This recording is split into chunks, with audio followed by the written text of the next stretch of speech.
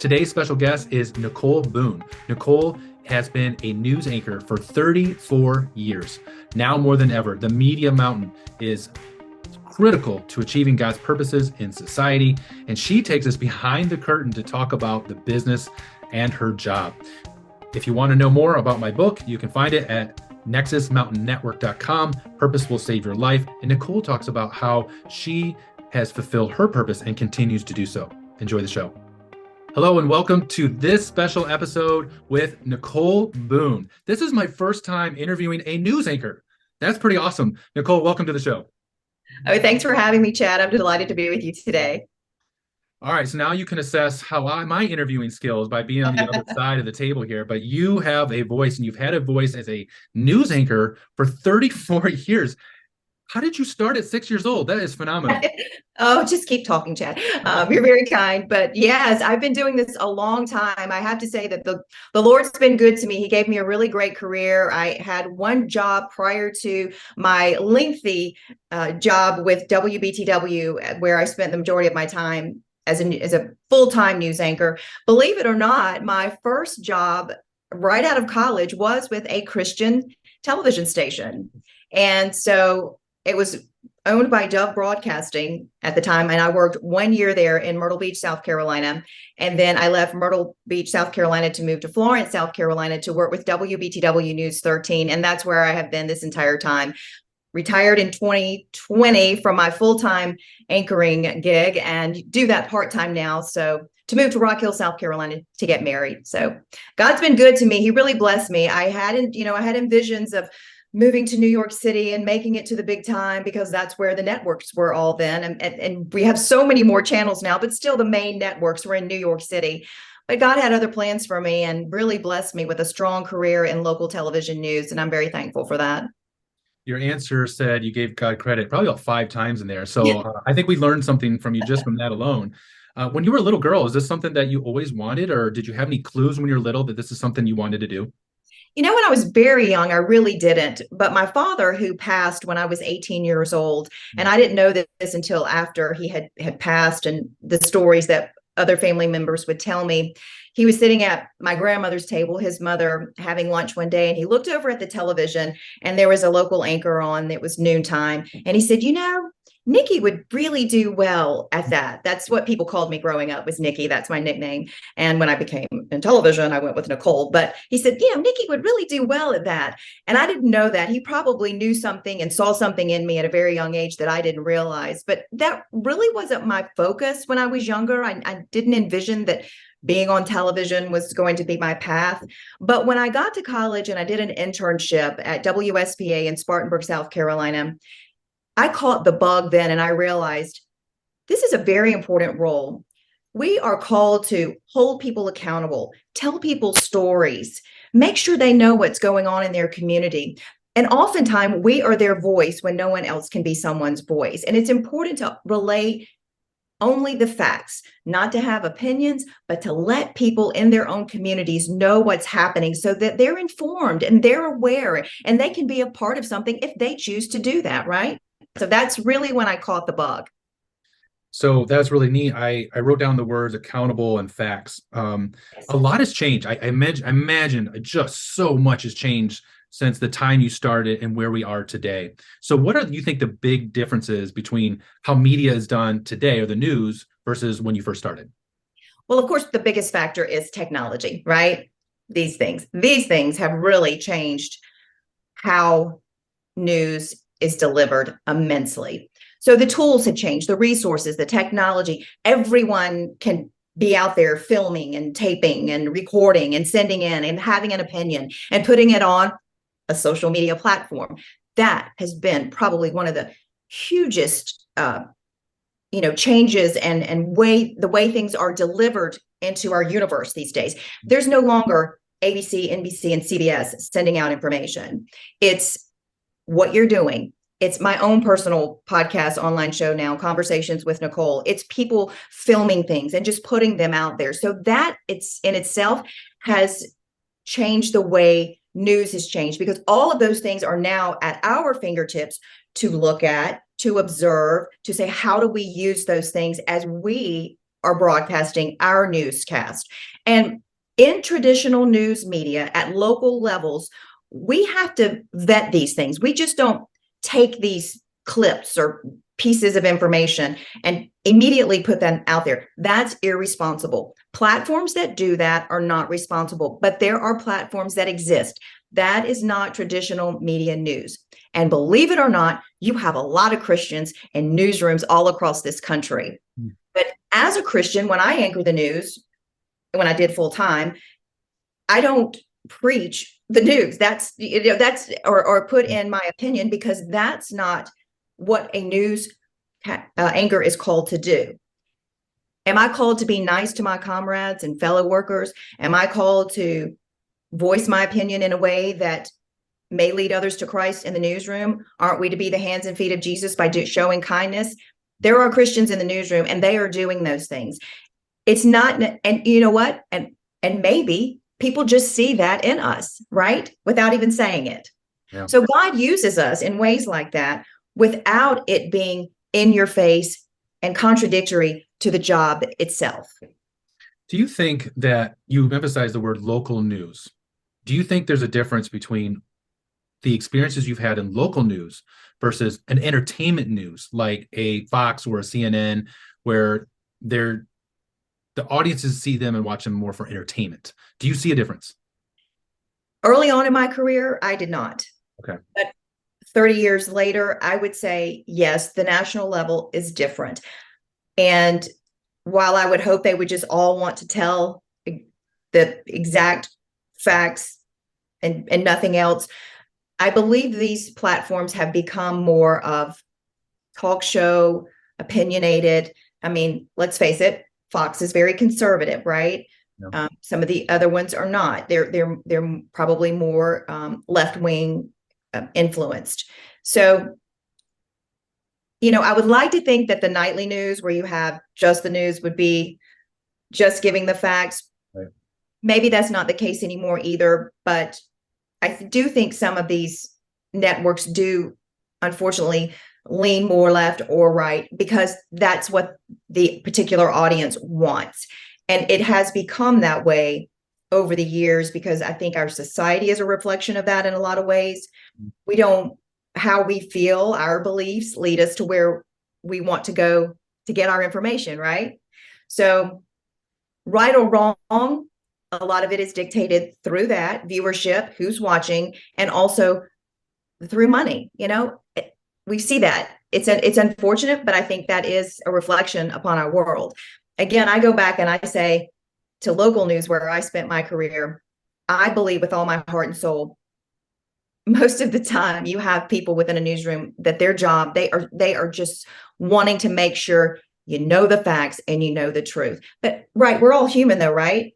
Mm-hmm. So my intentions are good, but I may write something that you say, well, that doesn't sound like you're a Christian, or you're a liberal, or you're this, or you're that, just because we're all different. But I really think the hearts of people in local news are good. Their intentions are good. I don't think you have anybody going into this line of work saying, I'm gonna get in there and I'm gonna really try to, get my point of view or how I believe. Yeah. What we believe as true journalists is the truth. It's getting the truth out. Man, there's so much in there I could ask you about. I remember when I was a little boy, I used to go to my grandparents' house, and every night they watched the 6 o'clock news. And I would sit on the floor, and I have still the jingle of that news station. And they would report the local stories. Yeah. But you also said you gave the money sign. So I want to ask you about money.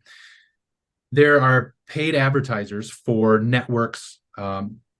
And I think I'm still, again, going up to the larger entertainment news stations. There's sponsors, there's companies paying lots and lots of money. I mean, I come from the pharmaceutical industry. I get how much money they're paying. Do they have influence over these stations? That's not really something that I would feel comfortable taking a deep dive into, simply because our departments were always separate. But I would say in general, that's just sort of a natural thing that could happen. I mean, on a local level, it might be, well, Joe's Burgers is sponsoring this event where they're raising money for sick kids. Do you think you could go over there and give Joe's Burgers some coverage for this? Yeah. He's a big advertiser. Yeah. Yes, probably, but at the end of the day, the commercial side of it, the where the money is generated, ultimately does not have control over what we do. But that's a nice thing, right? So, you're like, okay, sure, that's a nice thing that you're doing. It won't hurt to do that. But if it was mandated, that's a different story. Yeah. I never saw a situation where it's mandated that you go cover this because this person spends a lot of money with us. Mm-hmm. That would be uncomfortable, but I can't say yes or no, it hasn't happened. I never saw it, but that doesn't mean those things don't happen behind closed doors. I think it's unfortunate because I think stories and I think issues and I think what's important needs to go on the news, not what somebody's money says goes on the news. But I would say, again, we're all human. We're all trying to have this balance. And I don't know, I would suspect at the national level, there's a lot more influence there with that amount of money, but I don't know. I can't speak to that. Okay. So let's not go behind closed doors, but let's go behind the curtain a little bit. Sure. So Okay. people want to know. They're fascinated. You're a celebrity. You go to work. Your job is so much more interesting than the rest of us. Well, So you think it is, but it's I not. know, that's why I'm going there. Well, no, I think it is. So you walk in, you go through your security card, you walk in on a typical day, and you have to do a show. Tell us a little bit. How do you prepare for a show? Who determines what the stories are, and then what's said? Do you use teleprompters? Do you make mistakes? Do you tell us a little bit about behind the scenes? Sure. It always seems to not be quite as exciting when I'm doing it on a day-to-day basis or did it on a day-to-day basis, but there is a means to the madness.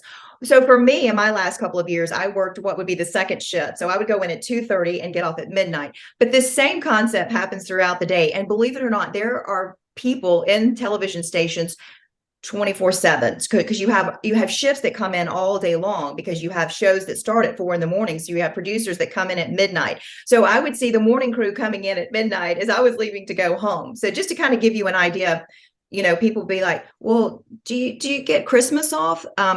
Not if I have to work. So news people don't take days, like the news doesn't stop when the rest of the world gets traditional holidays. So that is one thing that's different. But a typical day would be, you come in, you sit down, you start going through some of the AP wires, Associated Press, you're looking through emails, you're catching up on some of the stories that the morning crew has already started working on. You have an editorial meeting, and that's really important. We have two of those a day. And the afternoon editorial meeting consists of what the reporters are working on for the day, the stories that we're working on, and pitches for the evening crew, the stories that they're going to pursue, what's happened since the morning, where we are with our stories, what's coming up the next day that we might want to promote or tell people about so they can have knowledge of. You do that, you go back out. We do radio newscasts for our radio partners. Then you go down and you record news breaks to promote your newscast. Then you start going through all those scripts that different people have put in. The reporters have put in their content, the producers have put in their content, they've decided how the stories are going to stack up that day, and your job as the anchor is to start going in and making sure you're reading them, you know what you're talking about, and prayerfully you're going to get it right. And absolutely not no way would we ever want to memorize anything, because that would be a recipe for disaster. Yes, you have a teleprompter, and yes, you have an iPad that has your scripts on them as well. So I actually had scripts back in the day that were typed on a typewriter, printed out. And so we've come a long way when I talk about the technology and how things have changed.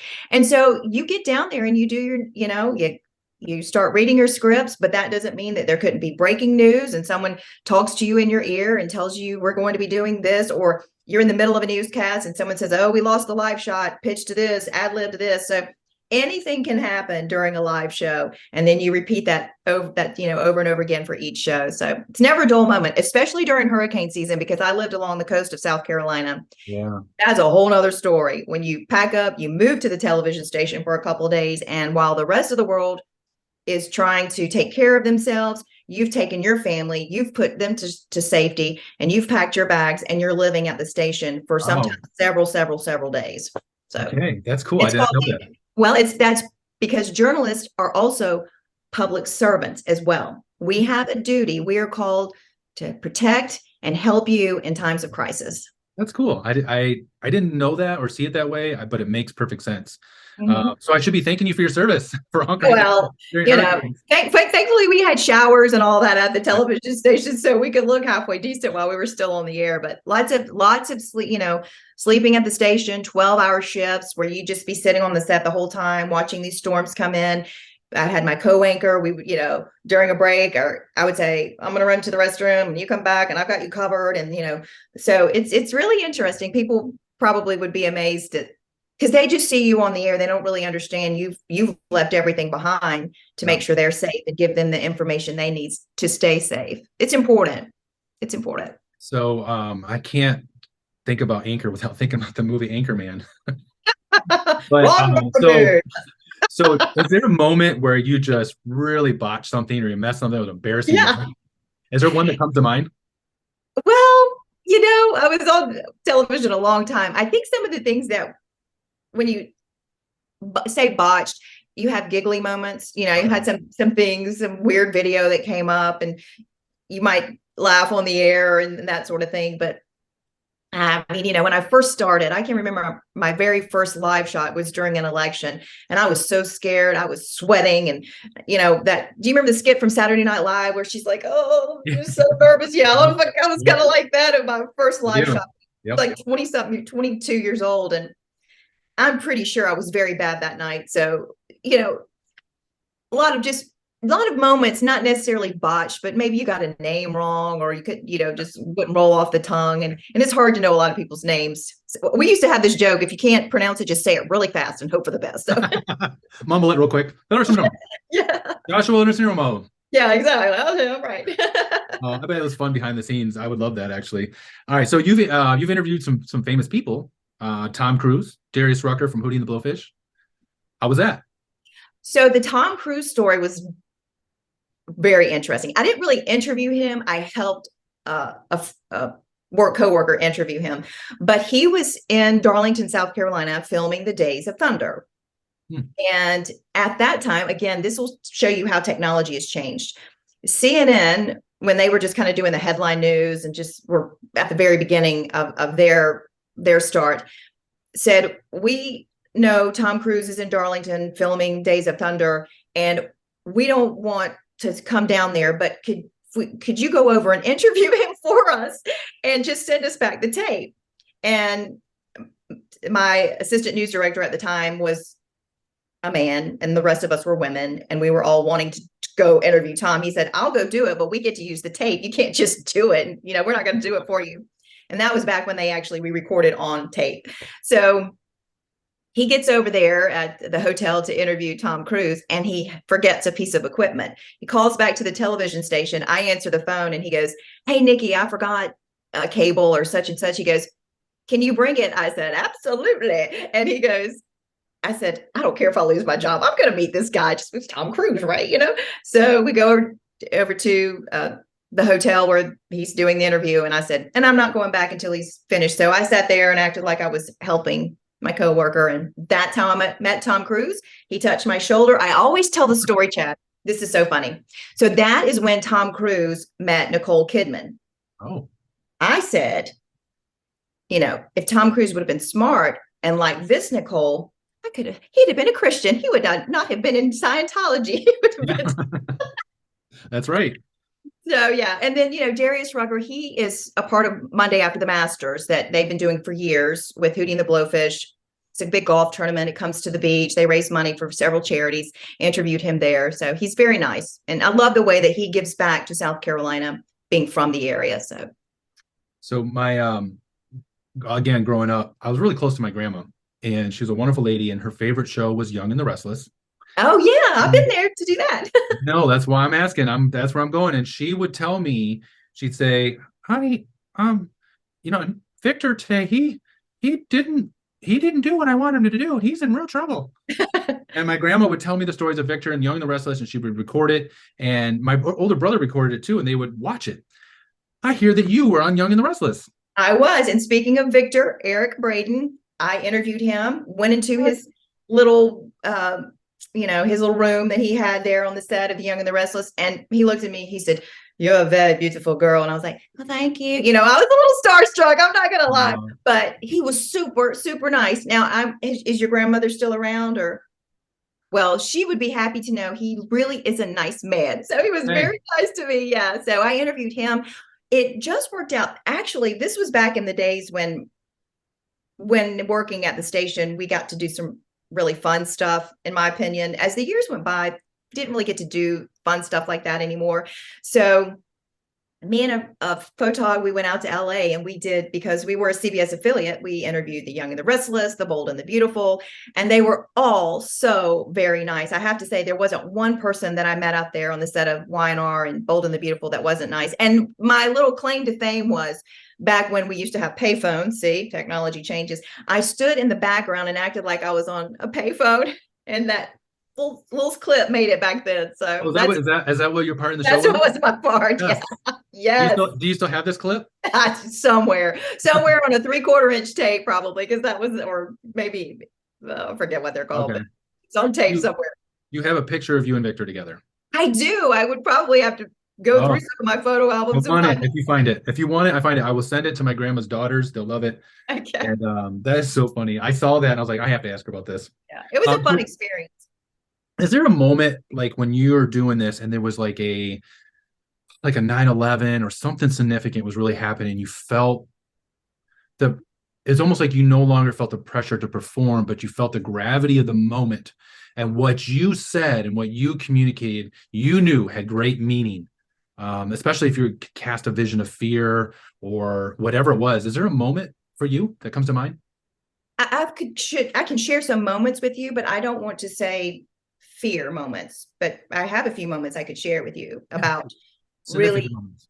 really feeling a part of history and feeling that news is important and delivering it. Regardless of what you feel about the Confederate flag, huge debate in South Carolina over that for years. And it wasn't until we had the Charleston shootings where 9 precious people's lives were taken while worshiping. Mm. And after that, and even before that, debate over the flag, and people were not reelected because they thought that the flag should not be on top of the State House in Columbia, Right. that move it somewhere else or whatever, and big debate, people weren't reelected, that sort of thing. But after the Charleston 9 shootings, Governor Nikki Haley then said the flag needs to be somewhere different, because that flag was used in the suspects' pictures as to part of, hatred. Because to some it's a symbol of hatred. Yep.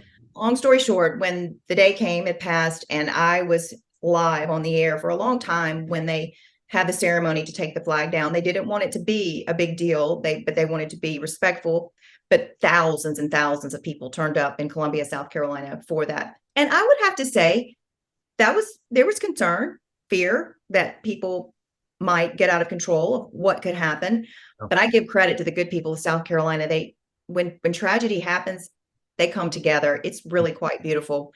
That day, everyone pretty much was behaving, but I ad-libbed a lot as our cameras were there, and cameras from all across the state and nationally, to watch the ceremony of the flag coming down and everything. So that was a moment. That was a moment I will never forget, and felt privileged to be a part of, because it was history making. So much had happened that we had reported on up until that point. I'm not getting into the politics of was it right or was it wrong, but I say what's right is God and love. But being a part of that and watching it, it was moving. It was moving. Another time in my life when I was overwhelmed with grief and I became very vulnerable on air, and I actually cried, was we had a case in Horry County, South Carolina, where a woman who was not of right mind, sound, and body, she had some issues, and she walked into a local body of water and she had her baby and let her baby go. And the baby's name was Grace. Ironically, Grace. Wow. So for days and days and days, the search for this little tiny baby continued. We got the call. They found the baby. Nikki, get on set. I get up there. And while I knew that was going to happen, and I was going to have to say all that, I'm human. I'm a mother. I'm a caring individual. Right. And I became emotional on the air. So people in news are human. We have emotions. Things overwhelm us. And I would say I'm a very emotional person anyway. But those were moments. Those were really defining moments in my life. And I have to say that my viewers were always so good to me. When I got upset that day over knowing that that baby had been found, people emailed and called and said, it's okay. It's okay. That you got upset. Don't be upset. Cause I was upset that I couldn't just remain stern, because that's the thing. You don't want to have emotion, but I'm human. So sometimes these things do get the best of us. You're in a tough spot. And the few interactions that I've had with you, I just keep hearing the word, you're a peacemaker. And Well, the Bible says the peacemaker shall inherit the kingdom. And you have struck in a incredible balance that I think about based on our conversations of saying, hey, I am a woman of God, and I'm also great at my job, and I love people. And bless you for being that peacemaker. And I want the audience to know that Nicole is going to be at our Nexus Summit on June 17th. She is going to be doing a Cliff Note presentation, which is a 10-minute inspirational / interview on June 17th in Charlotte, North Carolina. And Nicole, how else can the audience follow you? Oh, and Chad, I'm delighted to be a part of the summit. Thank you for asking me. When our paths crossed, I knew immediately that I wanted to be a part of what you were doing at the Nexus Mountain Summit, and a part of this big event coming up on the 17th. Folks can follow me, Conversations with Nicole. I'm on Facebook, YouTube, Spotify, all of those platforms. Would love for people to follow me. And in my next season of my life, which is, I'm not, like I said, I'm not anchoring full time. I now have the title of special events anchor for the television station, WBTW. But I now take it upon myself, with the relationships that I made before, to continue to tell people stories and share positive news on my platforms. And so far, I've been really blessed to do that. You've even been my guest, and I'm so excited about that. But I just continue to hope that God will use me in ways that are good and kind and peacemaking, and sharing information that's enlightens, is helpful, and will make the world a better place. Never to put anything out there that's not good, and that he wouldn't want me to put out there. So I'm excited that I can do that now in this next season. And I'm so thrilled to be a part of the summit event. We're going to have a lot of fun. Yep, it's going to be fun. So Nicole or Nikki, thank you so much for coming on the Nexus Mountain Network podcast. Thank you.